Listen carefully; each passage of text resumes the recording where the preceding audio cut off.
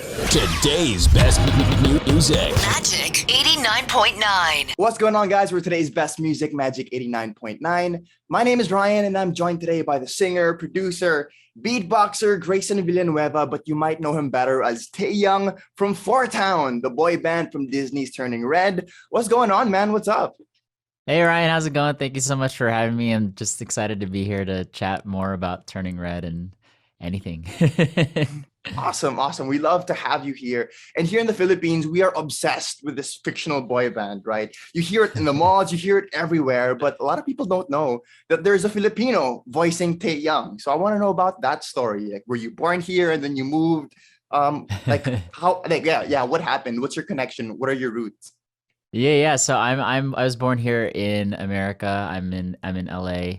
And yeah, I grew up kind of listening to a lot of other Filipino Americans, like Gay Bondoc, AJ Raphael, Oh Melissa yeah. Polinar. They kind of inspired me to get started. And yeah, I got into doing a cappella. So I'm sure you're familiar with the Philharmonic and Yeah. yeah, so like lots of those inspirations as well. And started getting into more TV and film singing. And then I got approached with this offer, like, hey, we're looking for boy band voices. So then I submitted, and then ended up, not even knowing that it was going to be Turning Red, but they ended Right. up, choosing me for Four Town. So now we're here. Awesome. Yeah, you mentioned a lot of those, like I think about AJ Raphael and Gabe Bondoc. Like these are these like YouTube. They started off like the OG YouTube cover people. So I'm just wondering, like, Yeah. did your Filipino background influence getting into music at all? Like I know it's a stereotype that Filipinos love karaoke, but honestly, like we do. Like, I personally love it. So like, yeah, was that an influence for you? Yeah, no, I absolutely. I felt like, because I could see someone that looked like me doing music, Yeah. it definitely became like an avenue for me to pursue. So yeah, like, you know, I think my parents definitely wanted me to go into like the medical field, and there's so Yeah. much Of like course. Yeah. representation in that area already. Yeah. And I really loved music, and yeah, there was this undeniable force to pursue it. And so like having those people kind of pave the way and like be examples for me was like very, it was so impactful for me. And so yeah, definitely being Filipino Right. impacted my my journey to doing music. Right. I'm sure like you could tell your mom, like, Mom, look at AJ Raphael. He's got millions of subscribers. Like, I can do it too. Yeah. Yeah. Yeah. Yeah. And it's like, now mom, like, look, I'm in Turning Red. Yeah, I'm yeah, in but a Disney Disney film. movie. Yeah, Yeah. awesome. So I'm just curious, have you been back here? Have you been to the Philippines? Have you ever been here, or do you have plans of Yeah. going here? Yeah, so I've been to the Philippines once. I was very, very young. I want to say I was like Mhm. 5 or 6 years old. Ooh, okay. But I definitely want to come back and visit. But yeah, it's been a while. Yeah, we'd love to have you here. But you mentioned like you were really young, so I imagine this was around the time that like Turning Red was set, right? Like maybe the early Oh. 2000s, right? Maybe. Yeah, well, yeah, maybe even younger than that, Okay, okay, actually. okay. Yeah. But yeah, yeah, I do remember like bits and pieces from my trip being with my family. But yeah, I would love to go back. Awesome, awesome. So if it's a little bit further than that, let's go forward to when the movie was actually set. I want to ask you about that time because I want to know if you were really, really into boy bands during this time. Were you? I see the NSYNC shirt. So Yeah. no, yeah, I definitely was. NSYNC was definitely like an inspiration for me Mhm. growing up. Backstreet Boys. My first CD was actually an O Town CD. I don't Oh, know if you've heard of okay. that boy band, but Yeah, yeah, yeah, of course, of super. course. Yeah. But yeah, I was definitely influenced by that and loved their music. And it was one of the first, like, even before I was doing a cappella, like Mhm. one of the first artists that really like showcased like vocal harmony to me. And so Exactly, yeah. yeah, I loved it. Yeah, that's something I wanted to ask you about actually because Yeah. well, you see my shirt, right? I'm a huge NSYNC fan, and a reason for that is because of their 5-part harmony, right? It sounds so good, and you guys do it too, right? Like there's five of Uh-huh. you in Four Town. Yeah, I know, like it's a weird four, but five. We'll look past that. Like if there's a 5-part harmony, like it's Robert and Aaron Z doing all the solos. It's you up top, Aaron T down low, Jesse in the Yeah. middle. But since boy bands don't really do this anymore, like you hear boy bands on the radio today, they just sing their individual parts, and that's fine. But I want to know, was this 5-part harmony thing a challenge for you guys because people don't do it anymore? It's interesting because when we recorded this, it was during like quarantine. Like we were still in the Okay. quarantine phase of the pandemic and vaccines were not readily available yet. So we had to go through all these precautions in order to actually be able to sing in person together, which was so cool because after having not being able to sing with anyone in person Yeah. for so long, it was just such a blessing to be able to do that. And so when we did sing, we had all of these individual vocal booths in the same room, but we were all Okay. closed off and we had like Oh. windows so we could see each other. Yeah, And yeah. that's how we kind of, built that chemistry. Like vocally, we're all like pros. Like it's so, Yeah. it's very much our job to be able to like nail our part down. But as far as like getting that group cohesive sound together, yeah, I'm just so glad that we were able to do it in person, and be able to do it safely. So yeah, it was great to be able to sing together with people after not being able to do that for so long. Awesome, awesome. And what was it like working with these guys? Like, all of them, you said yourself, they're all professionals. They all sound so good. But then when you were there together, like, I mean, like when the music started, because like you talked about the experience, right? But when you actually heard each other sing, what was that like?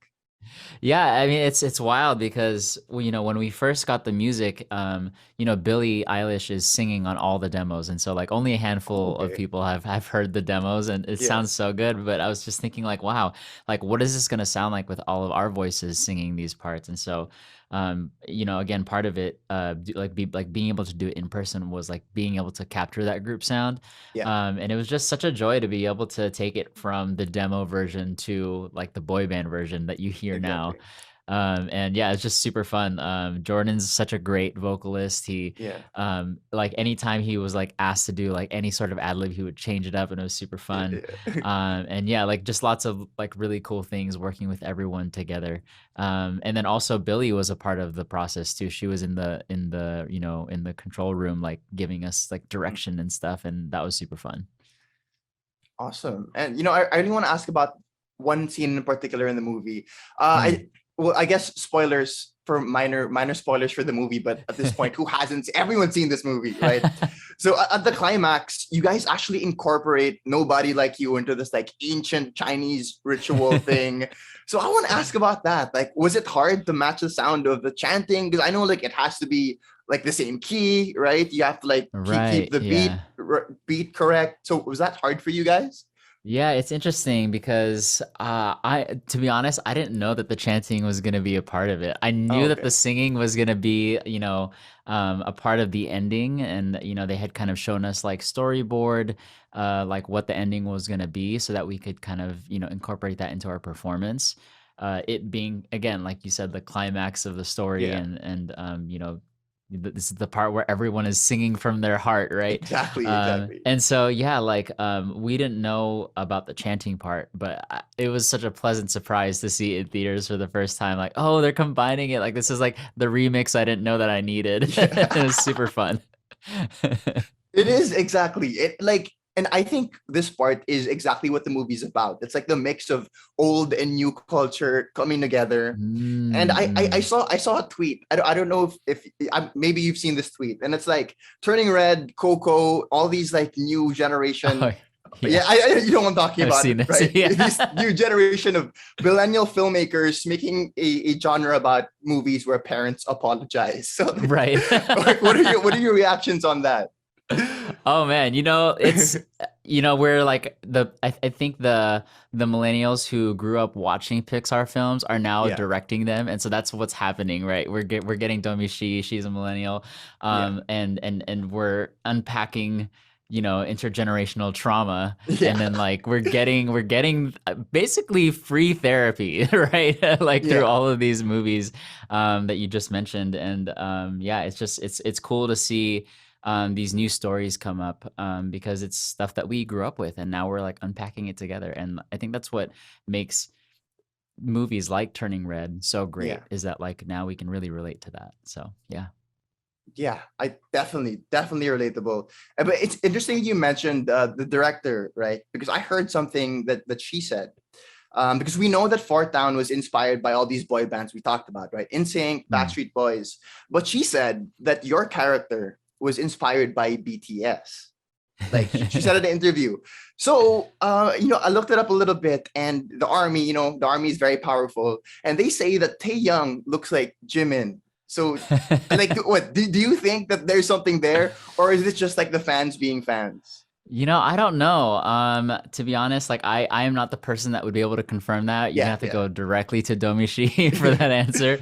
But yeah, I know that she was, she wanted to create a character that was, a nod to K-pop boy yeah, bands, and like, it's just a great way to kind of celebrate the diversity of boy bands. Like, yeah.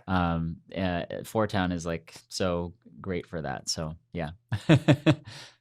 Yeah, of course. I think the army also would have been a little bit mad if they didn't have any. There's no reference to the Koreans, yeah, the Korean boy bands today, because they are so huge.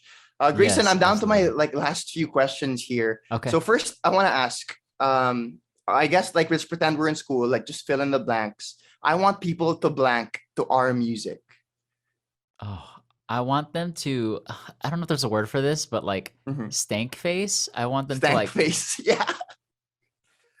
I want that. There's no really word for it, but that's, hopefully there's a visual aspect to this interview Yeah. and they'll be Yeah. able There to is. see There is. There is. There that. is. Okay. Last question. What's next for you, man? Please say it's more music because we would love it. But what's next for you? Yeah, lots of different projects that I can't really talk about right now. But Oh, okay. Okay. if you want to follow me on Instagram, Twitter, TikTok, I'm at Hello Color Gray. And yeah, that's where I'll be posting all the updates. Ooh, yeah. So be sure to follow him for things he can't talk about just yet. But again, Grayson, thank you so much for making the time today. I had such an awesome time talking to you. Yeah, thank you, Ryan. Appreciate it. All right. Again, he and his fictional boy band, their song is called Nobody Like You. It's currently, I think, in the top 10 of our charts right now. So please keep voting for it. Let's get it to number one. But his name is Grayson Villanueva. My name is Ryan Rosella, and we are today's best music, Magic 89.9.